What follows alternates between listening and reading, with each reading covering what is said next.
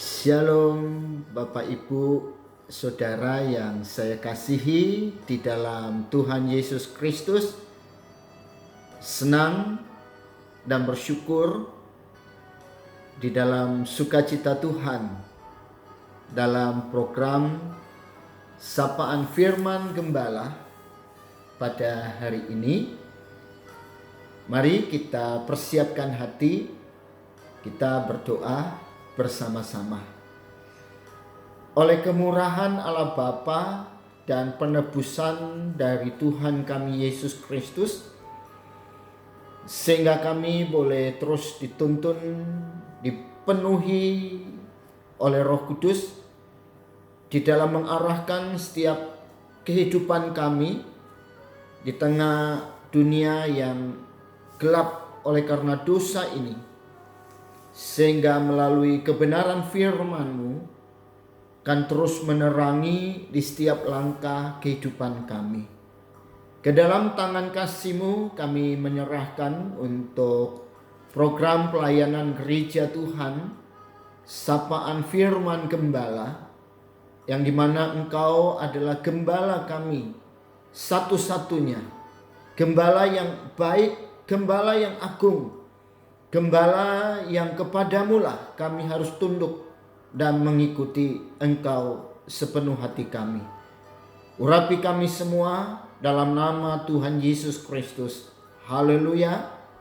Amin. Bapak, Ibu, dan saudara-saudari yang saya kasihi di dalam kasih Tuhan Yesus Kristus, hari ini kita akan masuk di dalam pembacaan Alkitab kita. Kita sampai pada Amsal pasal yang keempat. Nah, mari kita akan bersama-sama membaca Alkitab kita. Amsal pasal yang keempat, ayat 1 sampai 7. Amsal pasal 4, ayat 1 sampai 27. Nasihat untuk mencari hikmat. Dengarkanlah, hai anak-anak, didikan seorang ayah, dan perhatikanlah supaya engkau beroleh pengertian. Karena aku memberikan ilmu yang baik kepadamu, janganlah meninggalkan petunjukku. Karena ketika aku masih tinggal di rumah ayahku sebagai anak lemah dan sebagai anak tunggal bagi ibuku, aku diajari ayahku, katanya kepadaku, biarlah hatimu memegang perkataanku, berpeganglah pada petunjuk-petunjukku, maka engkau akan hidup. Perolehlah hikmat, perolehlah pengertian, jangan lupa dan jangan menyimpang dari perkataan mulutku. Janganlah meninggalkan hikmat itu, maka engkau akan dipelihara. Kasihilah dia, maka engkau akan dijaganya. Permulaan hikmat ialah perolehlah hikmat, dan dengan segala yang ku perolehlah pengertian. Junjunglah dia, maka engkau akan ditinggikannya. Engkau akan dijadikan terhormat apabila engkau memeluknya. Ia akan menggenakan karangan bunga yang indah di kepalamu, mahkota yang indah akan dikaruniakannya kepadamu. Hai anakku, dengarkanlah dan terimalah perkataanku, supaya tahun hidupmu menjadi banyak. Aku mengajarkan jalan hikmat kepadamu. Aku memimpin engkau di jalan yang lurus. Bila engkau berjalan, langkahmu tidak akan terhambat. Bila engkau berlari, engkau tidak akan tersandung. Berpeganglah pada didikan, janganlah melepaskannya. Peliharalah dia, karena dialah hidupmu. Janganlah menempuh jalan orang fasik, dan janganlah mengikuti jalan orang jahat. Jauhilah jalan itu, janganlah melaluinya. Menyimpanglah daripadanya, dan jalanlah terus. Karena mereka tidak dapat tidur bila tidak berbuat jahat. Kantuk mereka lenyap bila mereka tidak membuat orang tersandung. Karena mereka makan roti kefasikan dan minum anggur kelaliman. Tetapi jalan orang benar itu seperti cahaya fajar yang kian bertambah terang sampai rembang tengah hari. Jalan orang fasik itu seperti kegelapan. Mereka tidak tahu apa yang menyebabkan mereka tersandung. Hai anakku, perhatikanlah perkataanku, arahkanlah telingamu kepada ucapanku. Janganlah semuanya itu menjauh dari matamu, simpanlah itu di lubuk hatimu. Karena itulah yang menjadi kehidupan bagi mereka yang mendapatkannya, dan kesembuhan bagi mereka seluruh tubuh mereka. Jagalah hatimu dengan segala kewaspadaan, karena dari situlah terpancar kehidupan. Buanglah mulut serong daripadamu, dan jauhkanlah bibir yang dolak-dalik daripadamu. Biarlah matamu memandang terus ke depan, dan tatapan matamu tetap ke muka. Tempuhlah jalan yang rata, dan hendaklah tetap segala jalanmu. Janganlah menyimpang ke kanan atau ke kiri. Jauhkanlah kakimu dari kejahatan. Bapak, Ibu, Saudara, ya, cukup banyak ayat yang kita baca. Dan oleh karena itu kita mengerti bahwa semua ayat ya dalam Alkitab, bahkan titik koma sekalipun, itu memiliki pengertian yang dalam. Sehingga pada hari ini kita akan lebih khusus mendalami ayat yang tertulis di ayat yang ke-23. Jagalah hatimu dengan segala kewaspadaan, karena dari situlah terpancar kehidupan. Ya, hati. Ya, jadi Bapak, Ibu, Saudara yang saya kasihi di dalam Tuhan Yesus, Alkitab mengatakan bahwa hati adalah pusat pengendali sikap. Ya, hati adalah merupakan pusat kehidupan seseorang. Ya, oleh sebab itulah maka Allah sendiri mengambil tempat di hati kita, ya, supaya dia menjadi pusat, ya, bukan hanya sekedar sumber, tapi dia menjadi pusat dalam kehidupan kita. Kalau kita mengamati ya dalam tubuh manusia, ya, maka ada sekitar 100.000 gen. Ya. Nah, ada 100.000 gen dalam tubuh manusia. Nah, gen ini bertindak sebagai ya sebuah sistem yang unik, di mana setiap gen mengendalikan semua aktivitas yang dilakukan oleh setiap sel di dalam tubuh kita. Gen ini bekerja tanpa berhenti dari detik ke detik, dan dia terus memberikan instruksi kepada setiap sel untuk memproduksi zat-zat yang diperlukan untuk kelangsungan hidup manusia. Nah, jadi Bapak Ibu Saudara, di samping itu ada unsur lain juga dalam diri manusia yang juga bekerja ya, tanpa henti, memberikan instruksi kepada kita tentang bagaimana seharusnya kita bersikap. Nah, unsur ini disebut sebagai hati.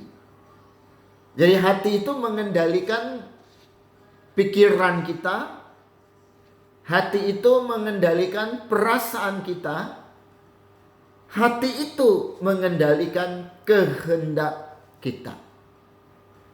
Nah, hati manusia itu dapat kita umpamakan sebagai pusat pengendali sikap.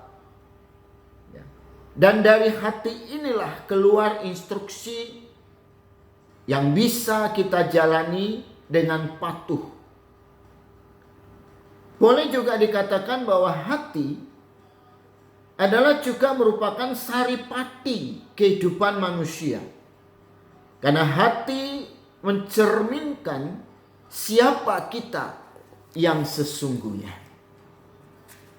Oleh sebab itu kita sering sekali mendengarkan istilah ya, bekerjalah dari hati. Ya. Berbicara dari hati. Maksudnya hati itu tidak berbohong, ya, hati itu murni. Ya. Ya. Tetapi hati yang bengkok, ya, hati yang bengkok dapat memerintahkan kita untuk berkata bohong. Ya. Hati yang bengkok, yang menyimpang, itu bisa memerintahkan kita untuk bertindak dan melakukan kejahatan. Nah, hati tidak bisa membunuh, tetapi hati bisa memerintahkan tangan untuk membunuh. Itu. Ya. Nah, jadi kalau hatinya jahat, maka jahatlah hidupnya. Nah, hati adalah perangkat lunak. Ya. Ya. Kalau kita umpamakan dalam sebuah komputer. Nah, jadi hati adalah perangkat lunak dalam komputer. Dia menjadi otak. Ya. Dan dia bisa diprogram. Jadi otak manusia itu dapat diprogram. Diprogram untuk melakukan apa yang menjadi kehendak kita. Oleh karena itulah maka kenapa kita harus memberikan hati kita dikuasai oleh Roh Kudus, agar Roh Kudus bekerja untuk memampukan hati kita mengendalikan hidup kita, dan kita hidup dalam kehendaknya Allah. Bapak Ibu Saudara bisa bayangkan ya, betapa berkuasanya hati itu, sehingga harus dijaga dan dikuasai oleh Roh Kudus, sehingga kita menghasilkan buah roh.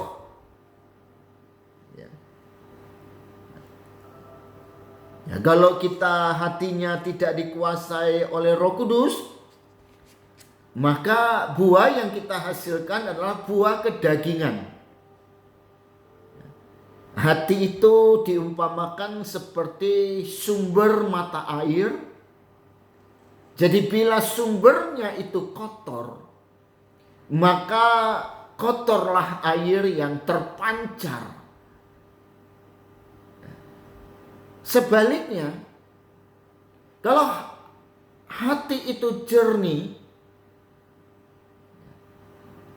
maka dia akan memancarkan air-air hidup. Sehingga dia bisa memuaskan dahaga jiwa kita.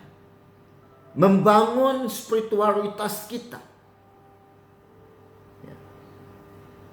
Hati tidak dengan sendirinya bersih. Karena hati bisa dipengaruhi.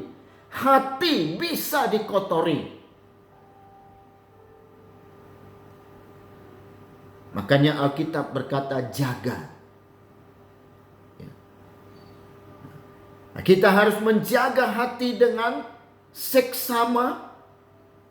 Kita harus lindungi hati kita supaya tidak terkontaminasi dengan berbagai noda dan dosa dunia ini.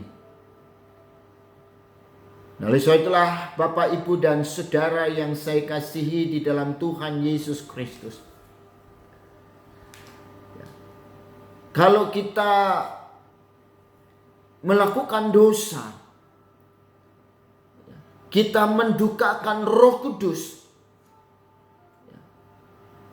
baiklah kita akui itu. Nah, sehingga kita bisa menghembuskan pengaruh buruk dalam hati kita. Dan kemudian kita menarik nafas dengan iman, sehingga kita akan mengalami pemulihan hati kita. Jadi kita ibaratnya membuang CO2. Jadi kita menghembuskan segala noda dan dosa dari hati kita, kita hembuskan keluar. Lantas kita menarik kembali nafas dengan iman untuk kemudian membersihkan hati kita oleh kuasa Roh Kudus. Nah, sebab hanya Roh Kuduslah yang dapat menjaga hati kita tetap bersih. Karena Roh Kudus akan memimpin kita ke dalam kebenaran. Dan kita akan terus dibersihkan oleh kebenaran, yaitu firman Allah. Dengan apakah kita bisa menjaga hati kita bersih? Dengan menjaganya sesuai dengan firman Allah. Sebab hati yang tidak terjaga adalah hati yang terbuka untuk dimasuki apapun dan siapapun, sehingga dia akan mengacaukan, membuat kita tidak fokus, atau istilah lain mendua hati. Nah, mari kita pautkan hati kita tetap kepada Allah, dan kita akan menghirup kehidupan dan memancarkannya dalam kehidupan kita. Tuhan Yesus memberkati kita semua. Puji Tuhan. Bersyukur dan terima kasih untuk renungan firman Allah boleh terus menguatkan setiap pribadi kami, menyehatkan tubuh kami, menyegarkan dahaga jiwa kami, membangkitkan spiritualitas, sehingga hati kami terus bernyala-nyala oleh Roh Kudus, dan kami terus bersemangat untuk melakukan segala apapun yang Tuhan boleh sabdakan kepada kami. Ke dalam tangan kasih-Mu kami menyerahkan seluruh hidup kami. Terpujilah nama-Mu kekal sampai selama-lamanya. Haleluya. Dalam nama Tuhan Yesus. Amin. Shalom, shalom, shalom. Sampai jumpa. Tuhan Yesus memberkati kita semua. Jangan lupa prokes dan salam sehat sekali lagi. Amin. Amin. Amin.